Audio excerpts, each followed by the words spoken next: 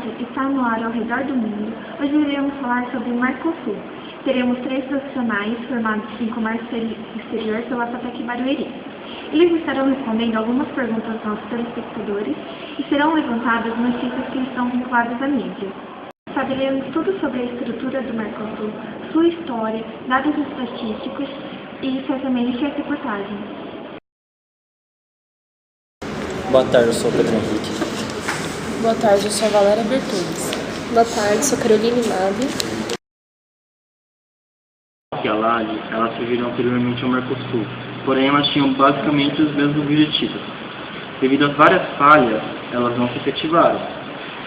O Mercosul resultou em si da LAD e ele tinha como objetivo principal aproximar o Brasil da Argentina devido aos vários conflitos diplomáticos que esses países tiveram no passado.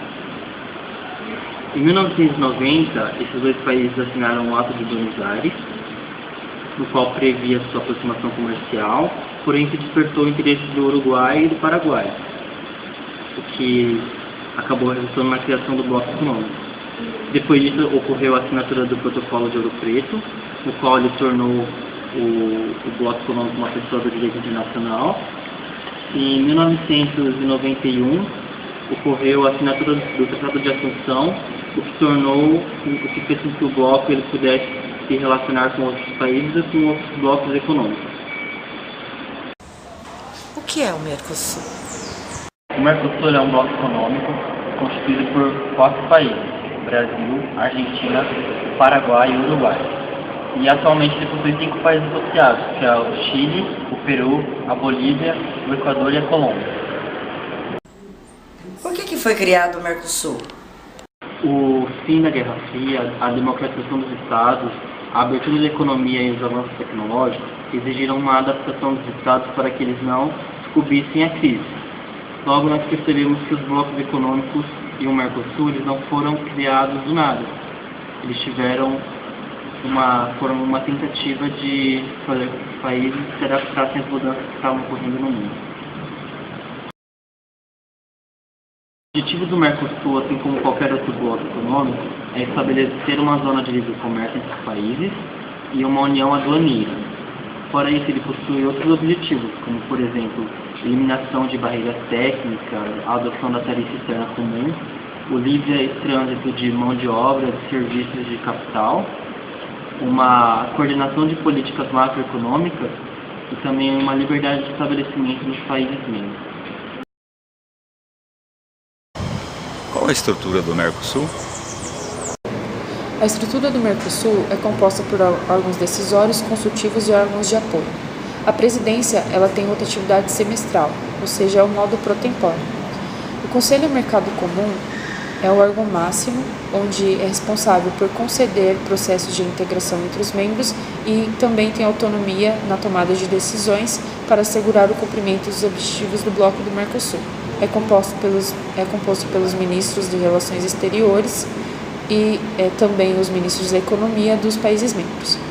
O Grupo Mercado Comum é órgão executivo e é composto pelos ministros da Economia e bancos centrais dos membros. A Comissão de Comércio do Mercosul tem o objetivo de assegurar se a política comercial estabelecida está sendo aplicada. A Comissão de Representantes Permanentes, cada país tem um representante, presidindo a personalidade jurídica destacada de cada país membro. Sua função principal é apresentar iniciativas ao mercado comum relacionadas ao processo de negociação e negociações externas. O Fórum Consultivo Econômico e Social é um órgão de representação dos setores econômicos e sociais.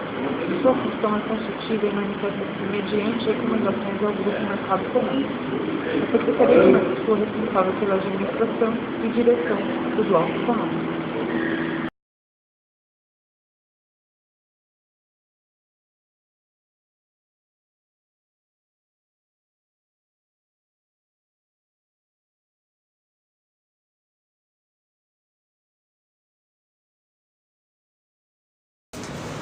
Bom, as diferenças entre os países do Mercosul se mostram pelos seus dados estatísticos, como as suas economias, suas diferenças e suas potencialidades. Dados Dados do IBGE de 2008 mostram que, em relação ao comércio exterior, Brasil e Argentina importavam mais do que exportavam. Isso lhes oferecia maiores riscos externos, como dumping, subsídios, crises. Porém, o seu PIB, Brasil e Argentina, é um dos maiores entre os membros.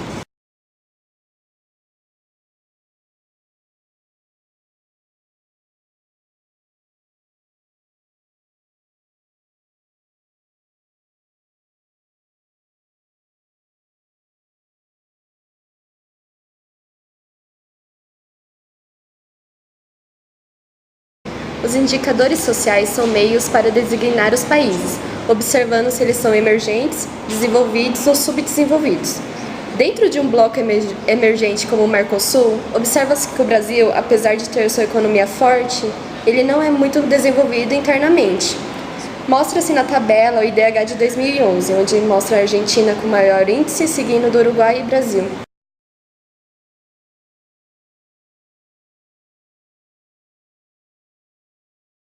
O Brasil, apesar de ter o maior território dentre os membros do Mercosul, ele não o aproveita bem em relação ao meio ambiente. Porém, na questão do petróleo, ele tem a maior oferta dentre os integrantes.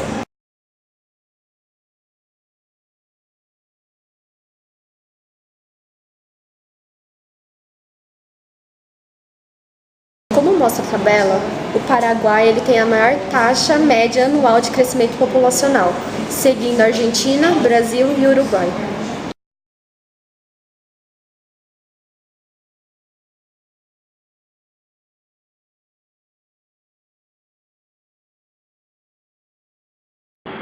Saiu uma reportagem que o presidente do Uruguai destinou a mais viável a adotar uma moeda comum no Mercosul. O que vocês têm a dizer sobre isso? O que vocês acham? Como já foi apontado pelo presidente do Uruguai, né, não seria viável para nós a implantação de uma moeda comum, que a Europa já está consumindo com a economia, né, está grave que está vendo lá na Europa. Então, se um dia no futuro pensarem em implantar uma moeda comum no Mercosul, tem que verificar muito bem as condições fiscais comuns efetivas. Se for o caso, assim poderia implantar uma moeda comum em benefício do Brasil.